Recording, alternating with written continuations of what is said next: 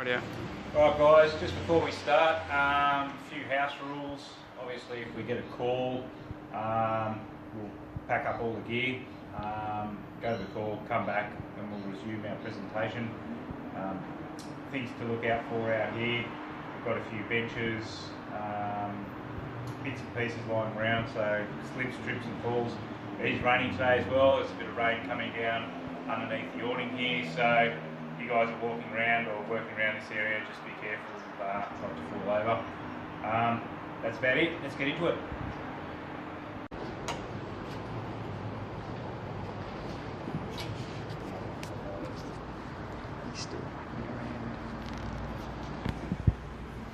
Go. Right. Just talk to them, don't talk to me. Today guys, we're going to be talking about the high pressure airbags.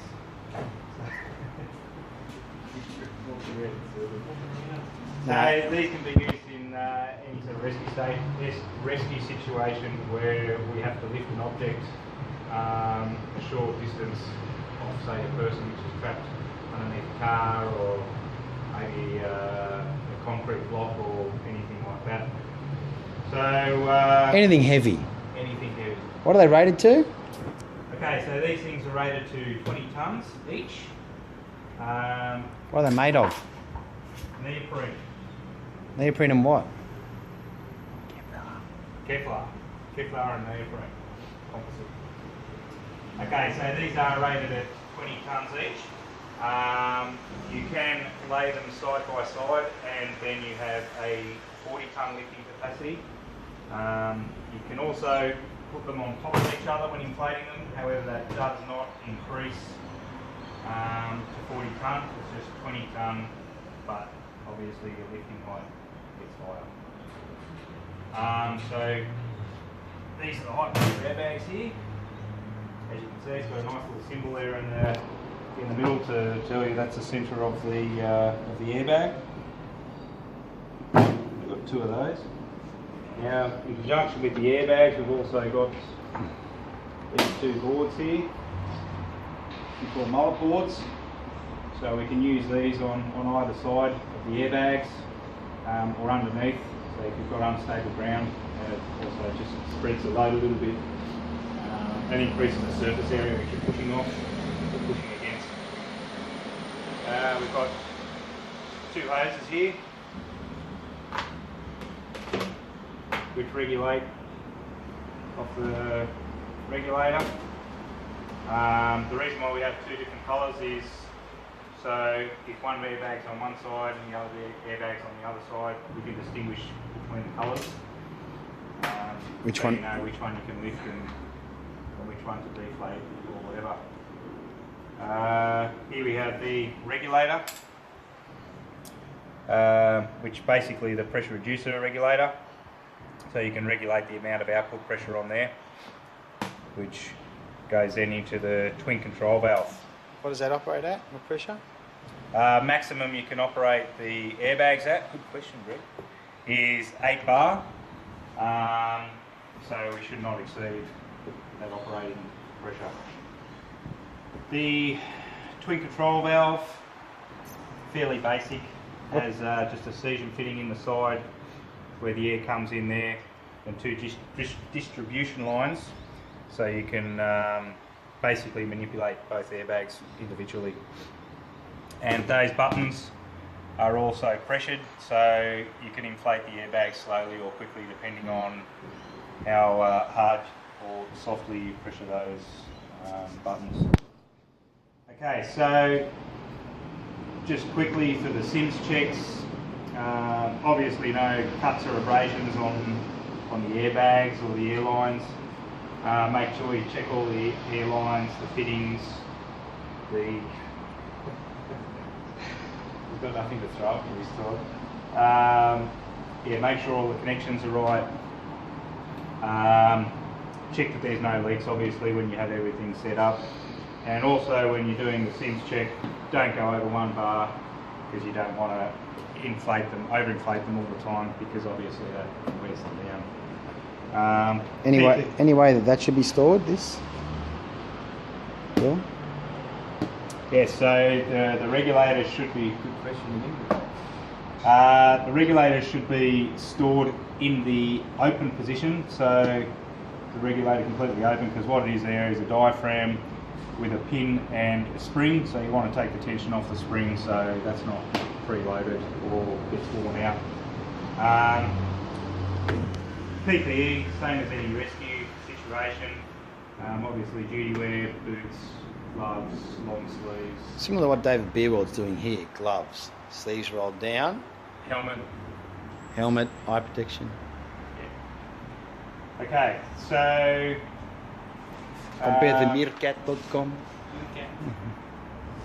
So as I said, 8 bar maximum pressure, and they you can blow them up to a height of 285 millimetres each. And as I said before, you can put them one on top of the other, but it does not increase the 20-tonne limit. It's still 20 tonne. It's only 40 tonne if you have them next to each other.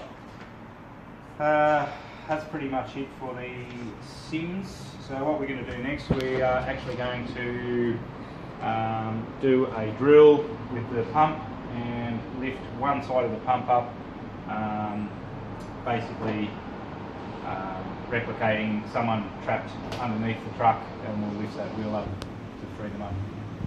So Drew, why are we getting the blocks out? We're going to get the blocks out to use as a base because where we're going to jack off the truck is too high, so we're going to crib and have probably 2 sets of blocks on top of each other, and then we put mullet boards in to take up as much space as we can. Don't mind that and bloke. then lift from then. So what are you doing under there? Well, I'll put that as a base first, and then we'll just see if we can fit another cribbing block under. Or a mullet board under there. Yeah, because I mean, the suspension's going to be getting taken up a fair bit, so yeah, we'll see how we go with that. Yeah, Beautiful. Grab one set of cribbing. Yeah, just so I can measure. Oh no, help me, the teddy bear's trapped! You can see they've supported the bear's head there just to make sure that he's comfortable. Okay, I'm filming and... Alright, so we're just setting up the seal line now. So before you connect this regulator, always make sure that the little O-ring is in there. If not, there's a spare one in the kit, and always have a couple lying around because they can fall out of there. So we'll connect that up to the cylinder.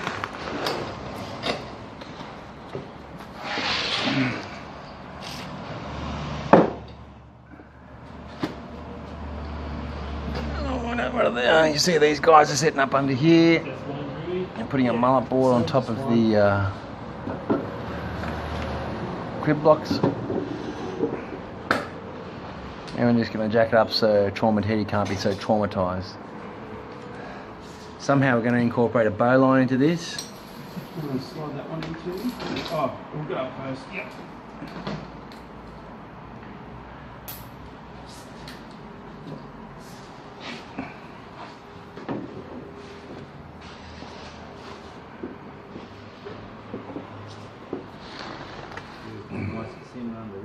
Yeah, you've got to make sure it's not putting it on any sharp things. So that's just the flat subframe that'll mould around that and then lift. Did you want to slide that bottom crib out a little bit, or you're happy with it? Yeah. So what's the one bag worth? How much is it rated to? 20 tonnes. Perfect. 20 tonnes one. If you have one side by side, you can increase that to 40 tonne. But as I said before, if you put one on top of the other, which you can do, you still only get 20 all you do tonnes. is you gain height. You do not gain the 40 tonnes. Alright, so in this instance we're just using one, are we? In this instance, yeah, we just need one airbag because we only need to lift it a little bit. Just a free little rescue teddy.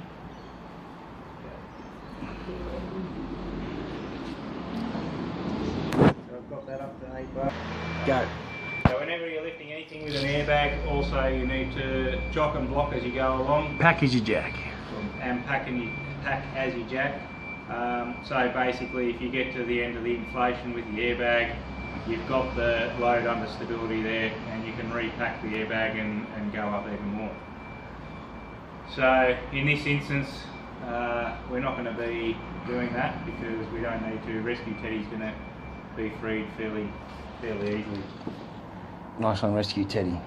So have we got one person watching the load and some person on the controller, or how does it work? Yep, so we'd have one person obviously sitting there talking to Rescue Teddy, making sure he's I'll okay. talk to him. Hello, Teddy. We've got one person making sure that the load remains stable, that everything's okay underneath there, and then you've got one person controlling the airbags. All right. And obviously, if you had two airbags, one over the other side, you'd have another person on that airbag. So, Drew, do you want to man the airbag there? And the airbag or the controller? Sorry, the controller. And Beery, you give him the all clear if you're ready to go. Are you right there, Drew? So what's the calls then? Up on blue and stop. That'll be the two commands you'll hear from me. I'm commanded, righto. Okay. Up on blue. Up on blue.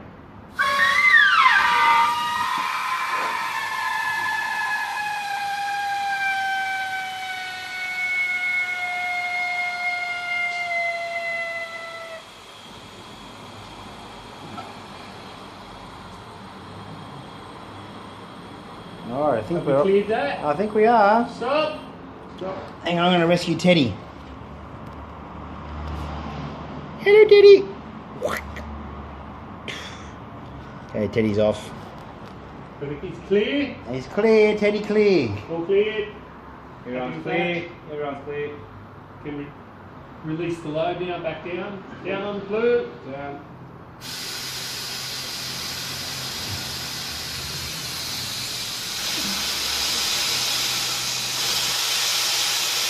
Beautiful. And also, we can mention that if you do run out with the cylinder, you can disconnect it and change the cylinder without having to deflate the airbag. So that's another option that we have with these as well. So as you can see, that was a fairly quick and effective process to lifting an object. Doesn't take very much time to set these up, and it's very reliable. So basically, we'll get everything unpacked now and take it apart as we put it together. So closing up the cylinder.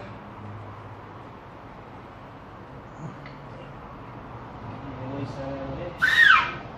Beautiful. Are you happy to drag out the airbags and that now? Yeah, mate, they're ready to go out from underneath there. Thank you. In the wet patch again. Right on policies. You're supposed to swap sides when that happens.